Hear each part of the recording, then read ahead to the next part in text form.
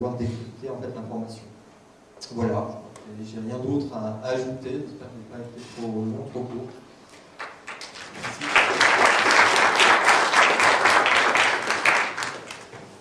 Merci. Est-ce que vous avez des questions à poser à Jérôme Barret? J'en aurais une petite, moi. Est-ce que vous avez pensé à l'appliquer à la veille concurrentielle, par exemple? Oui, alors j'ai commencé à faire ça sur les marques, en fait. Donc essayer de voir, j'ai fait d'abord une base de données de toutes les principales, les 5000 principales marques dans le monde, essayer de voir, selon les langues, combien de fois elles apparaissent dans chaque langue. Effectivement, j'avais fait un peu cette analyse financière, comme je l'ai décrite sur les marques japonaises, afin de les comparer, en fait, comparer leur fréquence d'occurrence sur les sites, les moteurs de recherche, avec leur valeur financière. Mais là, sur les marques, c'est essentiellement, dans le même esprit que celui-là, c'est éventuellement un baromètre des marques. Voilà. D'accord. Très bien. Oui, vous l'avez un petit peu évoqué. En ce qui concerne la fiabilité de tout ça, parce que les collectivités, notamment les plus grandes, ont des stratégies comme les entreprises de visibilité sur le web. Donc est-ce que c'est pas celles qui investissent le plus là-dedans qui ressortent comme étant rayonnantes? Disons qu'en fait, on peut se dire effectivement que pour une collectivité, on peut avoir un biais, quoi. Et lorsqu'on agglomère des centaines de collectivités, par exemple, imaginez-vous la Bretagne, bon, et qu'on voit au niveau global que la région sort quand même, on veut bien qu'une commune, 10 communes ou 100 communes mettent le paquet pour ressortir sur le web, et que l'ensemble des communes d'une région ressortent. Bon, voilà. Mais quelque part, en fait, est-ce que le fait qu'elles ressortent et qu'elles aient ces stratégies ne participe pas à leur rayonnement également, en fait? Donc, d'une certaine manière, ces efforts qui sont récompensés.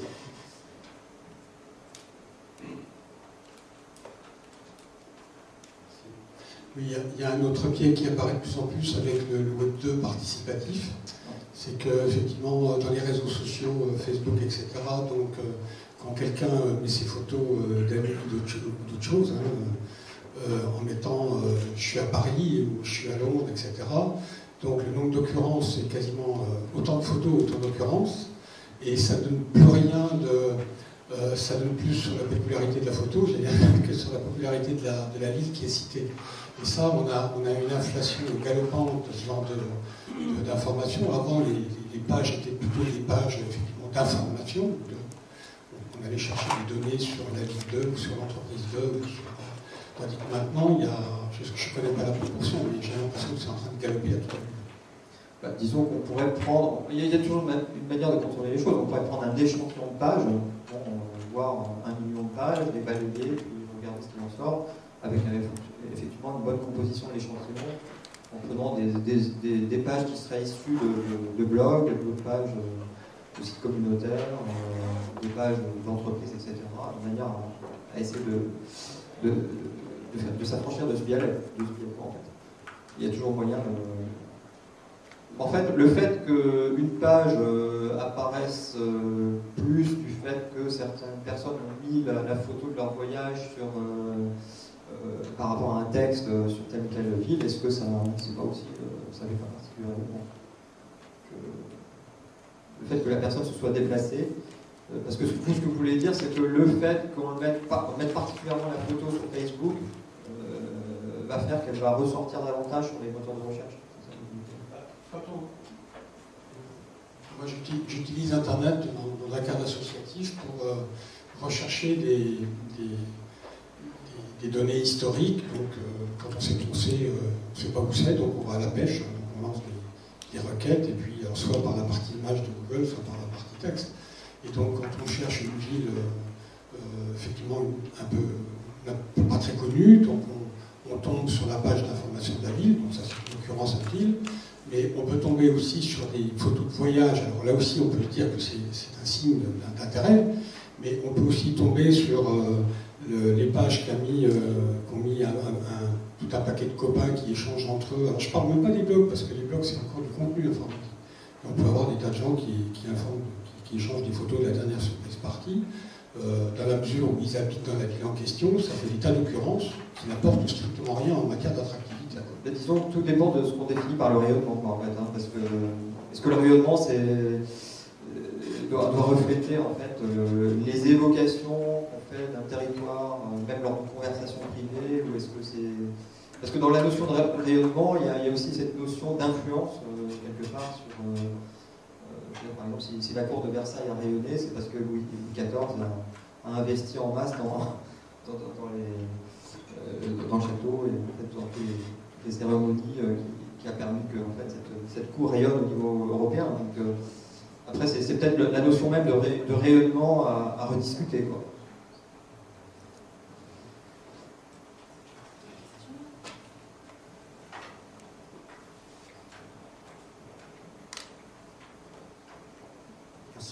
C'est à la fois une question et une remarque, parce que sur la carte qui montrait le rayonnement là, pour la France, la Charente apparaît fortement colorée. Est-ce que c'est le biais de Cognac? Oui, je pense que c'est... D'abord, c'est une région qui est quand même touristiquement importante également. J'ai passé ma main avec Charente, donc je sais.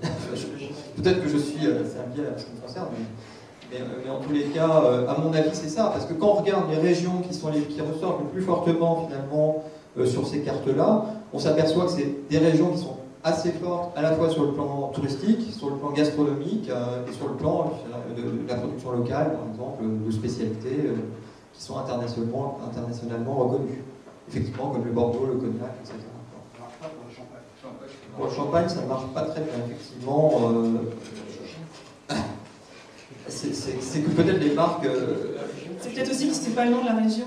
Bah, oui, c'est pas le nom de la commune. Parce que là, effectivement, il y a peut-être des marques, certaines les marques de champagne, elles vont ressortir, mais elles ne sont pas forcément liées au territoire. C'est ça le problème, c'est que...